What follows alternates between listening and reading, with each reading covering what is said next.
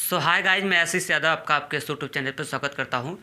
दोस्तों, अगर आप क्लास 10th की तैयारी करते हो और तो आप बिल्कुल सही स्थान पे है। जैसा कि पता होगा क्लास एक कौन सा है, 10वीं का क्लास में आपको बता रहा हूँ क्या फिजिक्स और फिजिक्स के बारे में मैं पूरा डिटेल से आपको पूरा डीपली बता रहा हूँ। अगर आप इसका नोटबुक में लिखवाते चल रहा हूँ, अगर इसका नोटबुक अगर आप बना लेंगे ना तो समझ लेना कि आपके लिए बहुत ही ज़्यादा बेनिफिट होने वाला है। मैं अच्छे तरीके से आपको नोटबुक आपका क्या कर रहा हूँ, कंप्लीट करवा रहा हूँ। आप इसको अपने हैंड से अगर लिखेंगे तो और ही बेस्ट होगा, क्योंकि अपनी लिखावटी जानते हैं ना, वो सबसे बेस्ट लिखावटी मानी जाती है। आप अपने से मैं जो बोलता हूँ अपने हाथ से अपने हिसाब से उसको अच्छे ढंग से क्या करेंगे, लिखेंगे तो और ही ज़्यादा आपके लिए एग्ज़ाम पर्पस से बहुत ही ज़्यादा उपयोगी होगा। और मैं आपको एक 60 वीडियो मेरे प्लेलिस्ट में देखेंगे तो एक लिखा होगा उस पर कि 60 वीडियो क्लास 10 फिजिक्स यानी भौतिकी। तो जो 60 वीडियो है ना, 1 मिनट के अंदर का ही वीडियो होगा, सब सारे के सारे वीडियो। उस वीडियो को आप जरूर खंगाल के देख लीजिएगा। उससे फ़ायदा क्या होगा, जब आप क्लास 10th में 2022 में जब एग्ज़ाम देंगे, 2021 में तो देंगे नहीं, 2022 में जब एग्ज़ाम अगर आप देते हैं 2022 में, तो वो एग्ज़ाम के पर्पज़ से बहुत ही ज़्यादा क्या होगा, आपको बेनिफिट पहुंचाएगा। बहुविकल्पी क्वेश्चन जो होते हैं, 1 नंबरी का क्वेश्चन या फिर बहुविकल्पी में जो क्वेश्चन आते हैं ना, तो वो वहाँ से बहुत अच्छे तरह से आपको फंसेंगे। इसके अलावा जैसे आप बड़े हो जाएंगे ना, कंपटीशन का एग्ज़ाम अगर देंगे ना, तो उसमें भी यही सब क्वेश्चन आपको देखने को मिलते हैं। तो ये जो 60 वाला वीडियो है उसको आप ज़रूर देखिएगा, मेरे कहने पे देखिएगा, आपके लिए बहुत ही ज़्यादा बेनिफिट होने वाला है। और अगर ये वीडियो सब अगर अच्छा लगे ना, तो आप उसको रोका मत करिए, उसको क्या करिए, दूसरे स्टूडेंट को, अपने दोस्तों को फॉरवर्ड किया करिए। क्योंकि जानते हैं हम क्या कर सकते हैं, हम कितने लोगों को फॉरवर्ड नहीं कर, हम उतने ज़्यादा नहीं फॉरवर्ड कर सकते जितने आप, क्योंकि हम तो एक हैं लेकिन आप हमसे अटैच हैं, तो ढेर सारे सीरीज यहाँ से निकलेंगे। और इतने बच्चे फॉरवर्ड करेंगे तो ढेर सारे लोगों के पास फॉरवर्ड होगा। तो आप उसको देखा करिए, तो शेयर जरूर कर दिया करिए। फेसबुक, व्हाट्सअप पे इधर उधर जितने भी होते हैं ना, हर जगह क्या करिए, उसको शेयर कर देंगे तो आपके लिए फ़ायदा, मुझे भी फ़ायदा हो जाएगा। बच्चों का फ्यूचर होगा, हर बच्चों के पास पहुँचेगा तो उसकी कैरियर थोड़ी अच्छी होगी, ये मैं देखना चाहता हूँ। तो कल मैं अवतल दर्पण द्वारा प्रतिबिंब बनने के जितने भी नियम थे मैंने खिंचवा दिया था, सब बना दिया था, फाइनल हो चुका था। और आज एक हम इसमें 6 के 6 हो गए थे।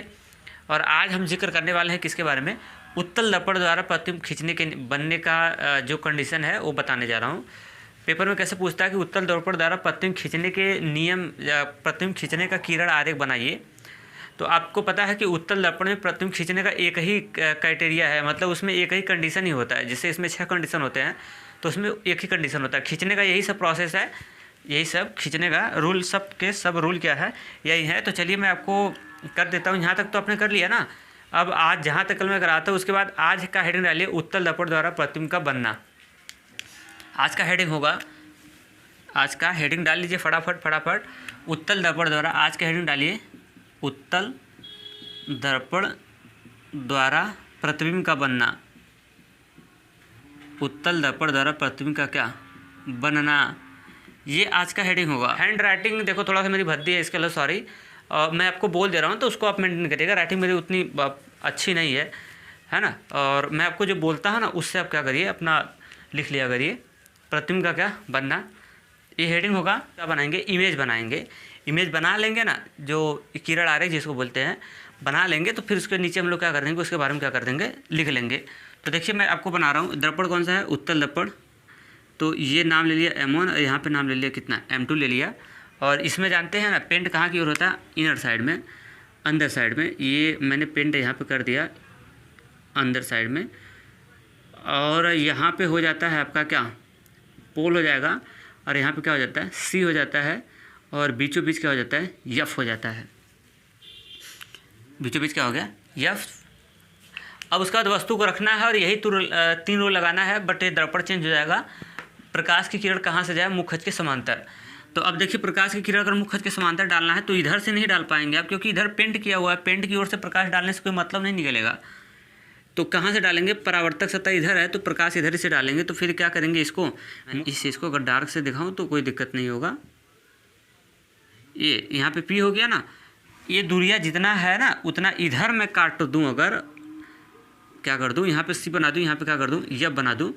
तो अब इस वस्तुआ को चाहे जहाँ पे रखिए, चाहे जहाँ पे रखेंगे, इसका इमेज केवल एक ही टाइप का इमेज बनता है।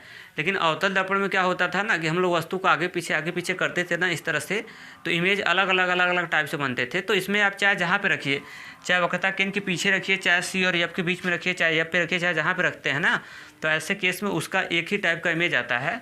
तो इसमें हम लोग कहीं पर आप रख सकते हैं। तो मैं इसको हटा देता हूँ। अब इसमें हम रख देते हैं, इसमें हम क्या कर दिया, रख दिया कहीं पे ऑब्जेक्ट रख दिया, जैसे मैं वस्तु को यहाँ पे रख दिया। तो रूल वही है, तो हम लोग क्या करेंगे, जब प्रकाश की किरण कहाँ डालेंगे, मुख्य अक्ष के समांतर। तो अगर प्रकाश की किरण जब मुख्य अक्ष के समांतर जाती है तो दर्पण से टकराने के बाद, ये इसमें अवतल है ना, ये उत्तल है, तो इस तरह से दर्पण से टकराने के बाद, दर्पण से टकराने के बाद कहाँ से जाती है, मुख्य फोकस से होकर जाती है। तो एक्चुअली में इसमें मुख्य फोकस तो होकर जाती नहीं है, क्योंकि अवतल दर्पण है, तो इसमें मुख्य उत्तल दर्पण है, तो इसमें मुख्य फोकस से आती हुई प्रतीत होती है।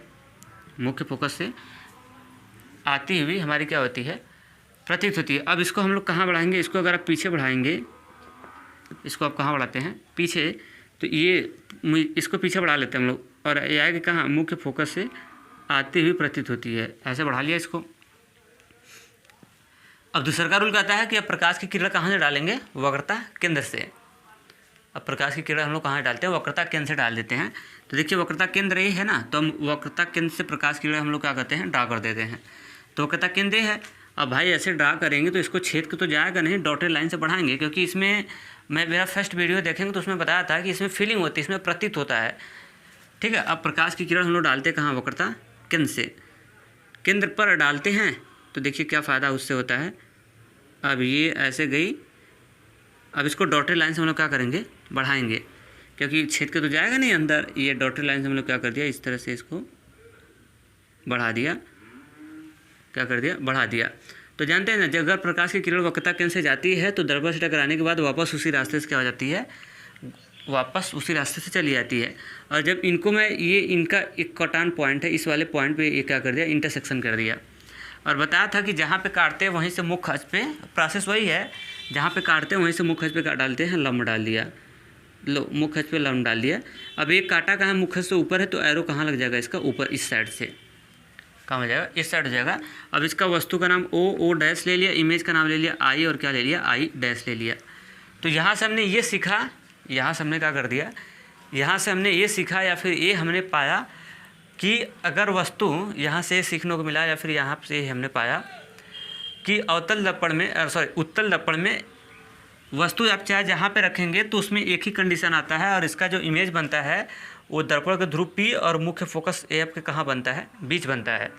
दर्पण के ध्रुव कहाँ, P और मुख्य फोकस एफ के कहाँ बनता है, बीच बनता है। और आप देख सकते हैं अगर इसका टॉप ऊपर है तो इसका भी टॉप कहाँ है, ऊपर है। यानी ये प्रतिबिंब कैसा बन रहा है, सीधा बन रहा है। और आकार में कैसा बन रहा है, आकार में वस्तु से कैसा बन रहा है, छोटा बन रहा है, क्योंकि वस्तु इतना बड़ा है तो उसका इमेज जो है उससे क्या बन रहा है, छोटा बन रहा है। तो यानी हम लोग कह सकते हैं अगर सीधा बना है, सीधा वाले प्रतिबिंब को हम लोग क्या बोलते हैं, आभासी। सीधा को क्या बोलते हैं, आभासी बोलते हैं। और इसके साथ साथ ये बना हुआ इमेज जो कैसा है, छोटा है। इमेज कैसा है, ये छोटा है। तो यानी देखिए अब हम लोग समझ गए कि उत्तल दर्पण की कंडीशन एक ही होती है।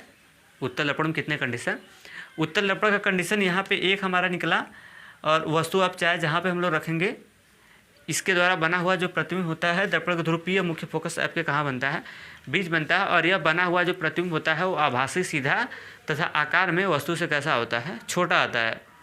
आकार में वस्तु से कैसा आता है, छोटा बनता है। तो ये इमेज बन चुका होगा और इमेज समझ भी लिए होंगे आप। तो ये इमेज बनाने के बाद इसके नीचे लिखिए, ब्लू पेन से इसके नीचे आप लिखेंगे किससे, उत्तल दर्पण में। ऐसे लिखिए, उत्तल दर्पण में वस्तु के, उत्तल दर्पण में वस्तु के प्रत्येक स्थिति के लिए, उत्तल दर्पण में वस्तु के प्रत्येक स्थिति के लिए बना हुआ, उत्तल दर्पण में वस्तु के प्रत्येक स्थिति के लिए बना हुआ प्रतिबिंब दर्पण के ध्रुव P तथा मुख्य फोकस F के बीच होता है। दर्पण के ध्रुव P तथा मुख्य फोकस F कहाँ होता है, बीच होता है। और यह बना हुआ प्रतिबिंब, और यह बना हुआ प्रतिबिंब आभासी, यह बना हुआ प्रतिबिंब आभासी, सीधा तथा आकार में, आभासी, सीधा तथा आकार में वस्तु से छोटा बनता है। और यह बना हुआ प्रतिबिंब आभासी, सीधा तथा आकार में वस्तु से छोटा होता है तथा आकार में वस्तु से कैसा होता है, छोटा होता है। तो क्या ये समझ में आ गया? अब इसका इमेज भी बना लिया और ये समझ भी लिया और यहाँ से सब आपका क्या हो गया, फाइनल। क्या बन चुका आपका, फाइनल। तो ये सारे के सारे केस यहाँ से क्या हो गए, द एंड, समाप्ति की ओर हो गए। अब हम लोग क्या करते हैं, कुछ अब हम आपको बताते हैं कुछ क्या फैक्ट, आपको बताते हैं कुछ क्या फैक्ट बताते। अब लगाएंगे इसके बाद क्या लगाएंगे, आप स्टार लगाएंगे। स्टार में क्या बताने वाला हूँ, स्टार कैसे लगाएंगे। स्टार में मैं वो चीज़ लिखवाता हूँ जो इम्पोर्टेंट होता है, मस्त होता है, उस चीज़ को मैं बताता हूँ। स्टार में स्टार कहाँ लगाएंगे आप, जैसे आपका ये नोटबुक होगा तो इसमें ऐसे ऐसे लाइनें खींची रहती है ना, इस तरह से, तो यहाँ पे आप स्टार ऐसे लगा देंगे। क्या करेंगे, स्टार लगा देंगे। तो स्टार में हम आपको 4 पॉइंट बोलेंगे। कितने पॉइंट, 4 पॉइंट। तो कैसे लिखेंगे, एक स्टार लगाएंगे, उसमें 4 पॉइंट ऐसे करके लिखेंगे। पहला पॉइंट, दूसरा पॉइंट, और उसके बाद तीसरा पॉइंट, और कितने के बाद ना कौन सा, चौथा पॉइंट। तो एक स्टार मारेंगे, उसमें मैं 4 पॉइंट बोलूँगा। ये चारों पॉइंट आपको क्या करना है, लिखना है, क्योंकि इसके बिना काम नहीं होने वाला है। मैं आपको ये सब जो बता रहा हूँ, क्योंकि इसमें जानते हैं फिजिक्स में आपको न्यूमेरिकल भी मिलता है। फिजिक्स में आपको क्या मिलता है, न्यूमेरिकल भी देखने को मिलता है, केयर किए होंगे आपके, अब एक्सरसाइज में न्यूमेरिकल भी देता है। तो ये जो मैं फैक्ट आपको बताता हूँ ना, न्यूमेरिकल को डील करने में बहुत ज़्यादा आपका क्या करेगा, हेल्प करेगा, बहुत ही ज़्यादा क्या करेगा, हेल्प करेगा न्यूमेरिकल को क्या करने में, डील करने में। तो स्टार लगा लो। स्टार में 4 पॉइंट, स्टार में फर्स्ट पॉइंट, स्टार में हम लोग क्या डालेंगे, पहली पॉइंट, पहला पॉइंट। अब इसमें लिखो, बस ये डाल के छोड़िए, मैं इसमें बताने वाला क्या हूँ, ये डाल के छोड़ दीजिए। मैं इसमें आपको क्या करने वाला हूँ, बताने वाला क्या हूँ। अब थोड़ा सा ये इमेज पहले अवतल दर्पण बना लेता हूँ, M1, और यहाँ पे क्या हो जाएगा, M2 हो जाएगा। अवतल दर्पण के माध्यम से मैं आपको समझा दूंगा, नो टेंशन। ये देखिए मेरा थोड़ा सा अवतल दर्पण आप बढ़िया से बना लेना, ठीक। और ये हो जाएगा आपका अवतल दर्पण, यहाँ से बन गया। और ये हो गया आपका दर्पण का ध्रुव क्या, P, और यहाँ पे होता है क्या, C, और बीच में होता है क्या, F। बीच में क्या होता है, F। और इसको थोड़ा सा अगर हम लोग और बढ़ा दें, यहाँ के हम लोग बढ़ा दें, तो ये हमारा किसका काम करेगा, मुख्य अक्ष का, जिसको आप बोलते हैं क्या, प्रिंसिपल एक्सिस, प्रिंसिपल एक्सिस। अब इसमें हम आपको ये बताना चाह रहे हैं ना, ये 4 पॉइंट तो डल गई। इन चारों पॉइंट में हम आपको ये बताना चाह रहा हूँ कि अवतल दर्पण में, चाहे उत्तल दर्पण हो चाहे अवतल दर्पण हो, इसमें सारी की सारी दूरियाँ, सारी की सारी दूरियाँ को हम लोग कहाँ से मेजर करते हैं, दर्पण के ध्रुव P से। सारी की सारी दूरियाँ इस पोल से मेजर करेंगे, क्योंकि जानते हैं एक आधार बनाना ज़रूरी होता है। एक आधार बनाना क्या होता है, कंपलसरी होता है। जैसे मैं कहूँ कि दूरी बताओ, दूरी बताओ, दूरी बताओ। अब यार दूरी अगर बतानी तो कहाँ से दूरी बतानी है। अब जैसे कहूँ कि मुंबई की दूरी बताओ, मुंबई की दूरी बताओ, मुंबई की दूरी बताओ, तो यार मुंबई की दूरी तो ठीक है बताऊँ, लेकिन कहाँ से बताऊँ मुंबई की दूरी, कोई आधार होगा कि नहीं होगा, कोई आधार होगा तो वहाँ से ना बताएंगे मुंबई की दूरी।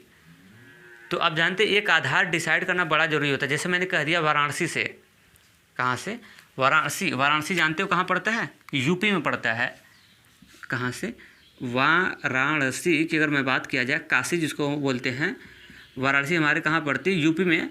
अगर मैं वाराणसी को आधार बना के यहाँ से पूछूँ कि वाराणसी से मुंबई की दूरी बताओ, वाराणसी से किसका, यहाँ से पूछो कि मुंबई की आपको दूरी बतानी है, किसका, वाराणसी से मुंबई की दूरी, तो हम लोग बता सकते हैं। एक आधार बनाना बहुत ही ज़रूरी होता है। जैसे अब, जैसे मैं वाराणसी को आधार बना लिया, वाराणसी को आधार बना के मैं कहूँ कि भाई वाराणसी से मुंबई की दूरी बताओ, वाराणसी से दिल्ली की दूरी बताओ, वाराणसी से हैदराबाद की दूरी बताओ, वाराणसी से पाकिस्तान की दूरी बताओ। अब मैं कह दूँ कि वाराणसी से और जैसे तेलंगाना की दूरी बता दो, तो यार सब हम लोग बता सकते हैं ना। अब मैं ओनली, क्योंकि वाराणसी को मैंने आधार बना लिया है तो उसके बाद बात बना रहे हैं ना। अब जैसे अगर आप आधार नहीं बनाते, अगर आप आधार नहीं बनाते, मैं कहूँ कि मुंबई की दूरी बताओ, मुंबई की दूरी बताओ, मुंबई की दूरी बताओ, भाई मुंबई की दूरी तो बता दूंगा, लेकिन कहाँ से मुंबई की दूरी। अब मैं कहूँ कि ताजमहल आगरा की दूरी बताओ, आगरा यानी ताजमहल की दूरी बताओ, ताजमहल की दूरी बताओ, तो यार ताजमहल की दूरी कहाँ से बताया जाएगा, कोई उसका है डेटा, कहीं से फिक्स पॉइंट होगा तब ना बताएंगे। तो उसी तरह ना उसी तरह कि यहाँ पे जब हम लोग पढ़ते हैं तो सारी की सारी दुनिया हम लोग कहाँ से मेजर कर देंगे, दर्पण के ध्रुव P से, पोल से, क्योंकि जो दर्पण का परावर्तक तल है उसका मध्य बिंदु होता है पोल, तो पोल से ही सारी की सारी दूरियाँ हम लोग मेजर करेंगे। जैसे मैं पोल की जैसे कहूँ कि दर्पण के ध्रुव P से यानी पोल से मुख्य फोकस की दूरी बताओ, तो भाई यहाँ से यहाँ तक की दूरियाँ होगी ना कुछ 5 semi, 8 semi, 6 semi, 4 semi, 3 semi, 2 semi, इस तरह से होगा या नहीं होगा, दूरी होगा ना इस तरह से। तो मैं कहूँ कि पोल से इसकी दूरी बताओ, और उसके बाद दर्पण के ध्रुव पोल से वक्रता केंद्र की दूरी बताओ। तो ये जो दूरी होगी सारी के सारी दूरियाँ आपको मेजर कहाँ से करना होगा, दर्पण के ध्रुव P से, पोल से। क्या समझा, क्या समझ पाया? तो इसमें 4 फैक्ट आपको जानना है। कितने फैक्ट? 4 फैक्ट। पहला फैक्ट हम आपको क्या बताने जा रहे हैं, पहले आप देखिए, लिखना नहीं है, पहले हम लोग देख लेते हैं, लिखना नहीं है आपको। पहला पॉइंट मैं आपको ये बताने जा रहा हूँ, फर्स्ट पॉइंट, यहाँ से लिखिएगा मत, मैं जब बोलूँगा तो लिखिएगा। फर्स्ट पॉइंट आपको ये बताना है कि दर्पण के ध्रुव P से, ध्यान से देखना मैं क्या बता रहा हूँ, दर्पण के ध्रुव, ध्यान से देखना मैं क्या बता रहा हूँ, दर्पण के ध्रुव P से मुख्य फोकस की दूरी, मुख्य फोकस की दूरी, दर्पण के ध्रुव P से मुख्य फोकस की दूरी को किसे दिखाते हैं पता है, स्मॉल एफ से। याद है, यहाँ से यहाँ तक की दूरी हम स्टार्ट में बताए थे, इसको दूरी को किसे दिखाते हैं, स्मॉल एफ से।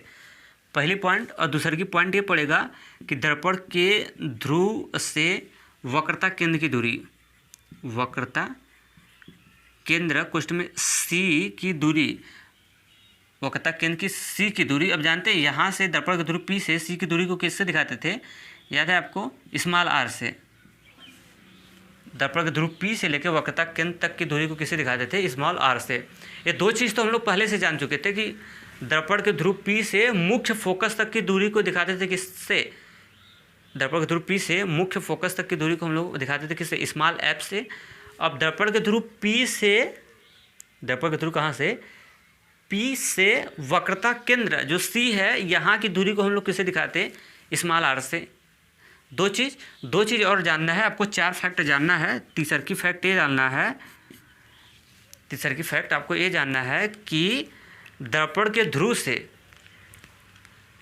कहाँ से, दर्पण के ध्रुव से वस्तु की दूरी, और अगला जानना है दर्पण के ध्रुव से प्रतिबिंब की दूरी। दर्पण के ध्रुव से किसकी दूरी, प्रतिबिंब की दूरी। अब यार अब देखिए, अब मैं आपको दिखा रहा हूँ, जैसे यहाँ पे दर्पण के ध्रुव से P से वस्तु को हम लोग ऐसे आगे पीछे कर रहे थे कि नहीं कर रहे थे। एक बार वस्तु अनंत पे थी, और एक बार वस्तु अनंत और किसके, C के बीच थी। एक बार C पे आई वस्तु, और एक बार कहाँ पे आई, यप पे आई। एक बार C और यप के बीच आई। ये इस तरह से वस्तु आगे पीछे कर रही थी कि नहीं। तो वस्तु अगर आगे पीछे कर रही थी तो उसकी भी दूरी तो होगी। यहाँ पे मैं मान लेता हूँ दर्पण हमारा है, और दर्पण का पोल हो गया, और इस पोल से इस तरह से वस्तु आगे पीछे कर रही थी कि नहीं कर रही थी। तो अगर इस तरह से वस्तु आगे पीछे कर रही थी तो इसकी भी दूरी होगी कहाँ से, पोल से। यहाँ ये दर्पण को आधार बनाया हम लोग, ये देखिए दर्पण ऐसे होता है ना, ये इस तरह से हम लोगों का होता है दर्पण। क्या बन गया ये मतलब क्या बन गया, कुछ भी बन जाए, समझाने के लिए ये इशारा काफ़ी है ना, समझदार लोग हो ना। अब जैसे ये दर्पण हमारा हो गया तो इसका पोल हो गया, तो इसके पोल से इस ऑब्जेक्ट की दूरी होगी। भाई ये पोल है, पोल से ऑब्जेक्ट की दूरी होगी 5 सेमी, 10 सेमी, 20 सेमी, ये दूरियाँ होगी कि नहीं होगी, ये वाली डिस्टेंस हुआ, बोलो होगी, बोलो होगी, हाँ होगी होगी। तो ये जो दूरियाँ होगी ना, इस दूरी को 5 semi, 10 semi, 15 semi, 20 semi, 20 semi, 25 semi, कुछ ना कुछ होगी। तो अब पता नहीं कितनी होगी।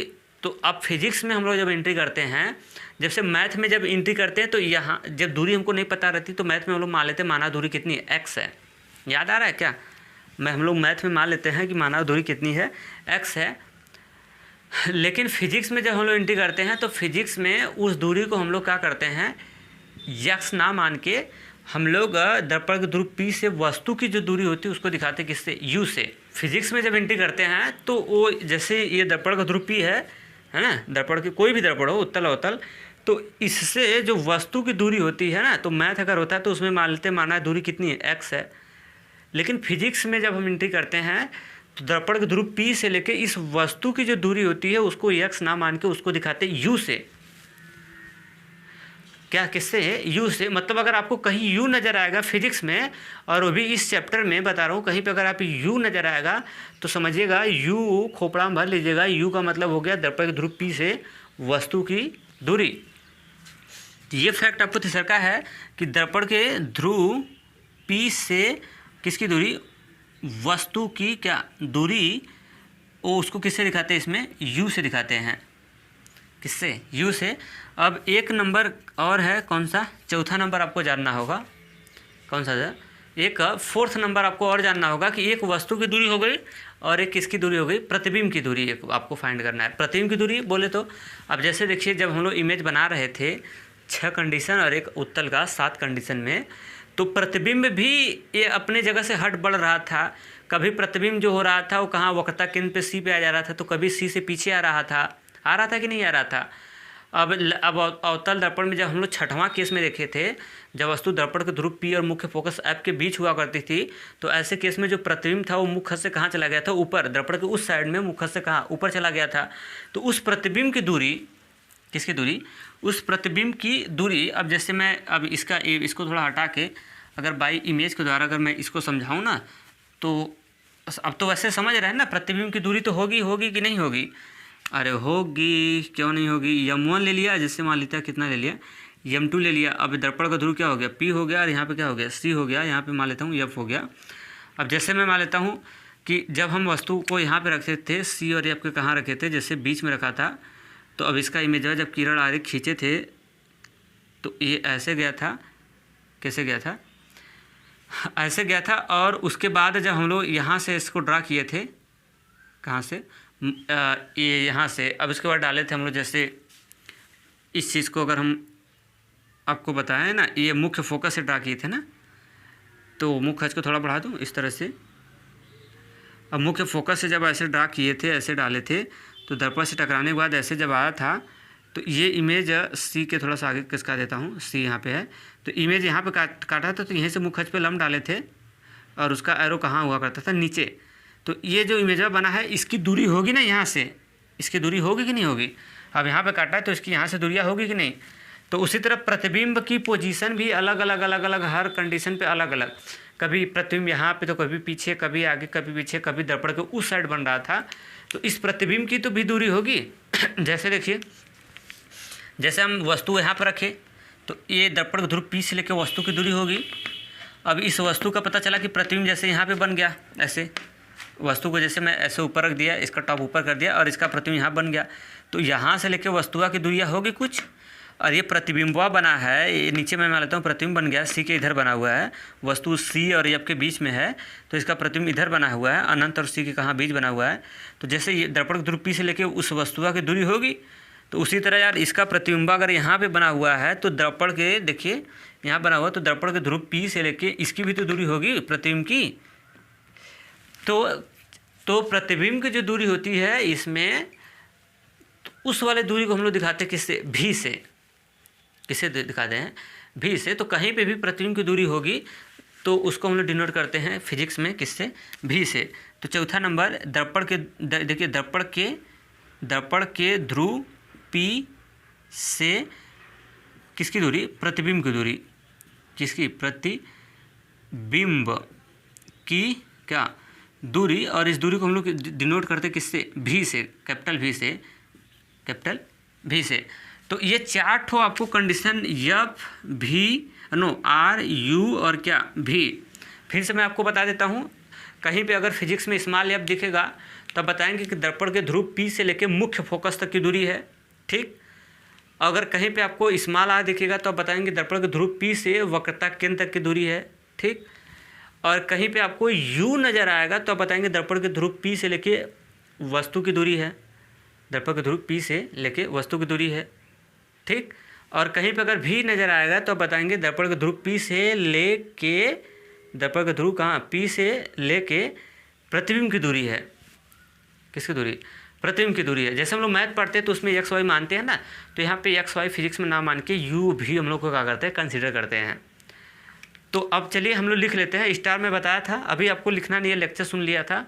अब चलिए हम लोग क्या कर लेते हैं, इस बात को हम लोग क्या कर लेते हैं, लिखते हैं। तो स्टार में बोला था, स्टार लगाओ, स्टार में लिखो 4 पॉइंट में। तो पहला पॉइंट में ये लिखेंगे, लिखिए, मैं बोल रहा हूँ, दर्पण के ध्रुव P से, दर्पण के ध्रुव P से, दर्पण के ध्रुव P से मुख्य फोकस तक की दूरी, दर्पण के ध्रुव P से मुख्य फोकस तक की दूरी बराबर स्मॉल f, बराबर स्मॉल f। अब दूसरे की पॉइंट डालिए, दर्पण के ध्रुव P से, दर्पण के ध्रुव P से वक्रता केंद्र, दर्पण के ध्रुव P से, ऐसे दर्पण के ध्रुव बोलूँगा तो क्वेश्चन में उसका सिंबल वाला लिख लीजिएगा, P से वक्रता केंद्र, क्वेश्चन में उसका सिंबल डालते चलिएगा, C तक की दूरी बराबर किससे, बराबर है ना, इसकी दूरी को आप दिखाएंगे किससे, स्मॉल r से।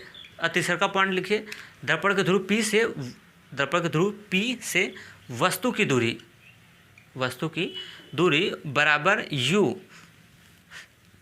बराबर क्या, u। और चौथा पॉइंट डालेंगे, दर्पण के ध्रुव P से, चौथा पॉइंट, दर्पण के ध्रुव P से प्रतिबिंब की दूरी बराबर, इसको डालेंगे, इसको दिखाएंगे किससे, V से, कैपिटल V से, किससे, कैपिटल V से। तो ये संकेत अब आपको मेरे ख्याल से U क्या होता है, V क्या होता है, U क्या होता है, V क्या होता है, यप स्मॉल f क्या होता है, स्मॉल r क्या होता है, इसके बारे में आप भली प्रकार से परिचित हो चुके होंगे। तो आज के लिए वीडियो इसी पे मैं क्या करता हूँ, रोकता हूँ, और आगे लेक्चर में आपको इसी तरह देता रहूँगा। अगर वीडियो जैसे अच्छा लगता हो, अगर मैथ भी अगर पढ़ना चाहते हैं ना, तो आप मुझे कमेंट जरूर करिएगा कि नहीं मैथ भी मुझे पढ़ना है, मैं आपको मैथ भी बताऊंगा। और ज़्यादा से ज़्यादा हर बच्चों के पास इसको करिए, शेयर करिए। थैंक्स। ये देखो 2 पेन है, मार्कर है, ये कितना है, ये 2 मार्कर है, दिख रहा है 2 मार्कर, ये मार्कर है, ये ब्लैक कलर का है, एक रेड कलर का है। लेकिन मैं इस रेड कलर के मार्कर को मैं जादू से इसको हरा कलर में चला देता हूँ समझा, देखो जादू में मारता हूँ तो हरा रेड है ना, लेकिन देखो अभी जादू में मार दूंगा, ऐसे मैं जादू मारता हूँ बहुत तेज। देखो चालो अभी भाई, हरा चल, लाल मत चलो, हरा चलो, देखो हरा चल गया, मतलब जादू यार सब समझा इधर, देखा। अभी चला सकते हैं क्या, आपके पास है पावर, तो कमेंट जरूर करिएगा, हाँ चला सकते हैं। तो आज के लिए इतना ही, थैंक्स।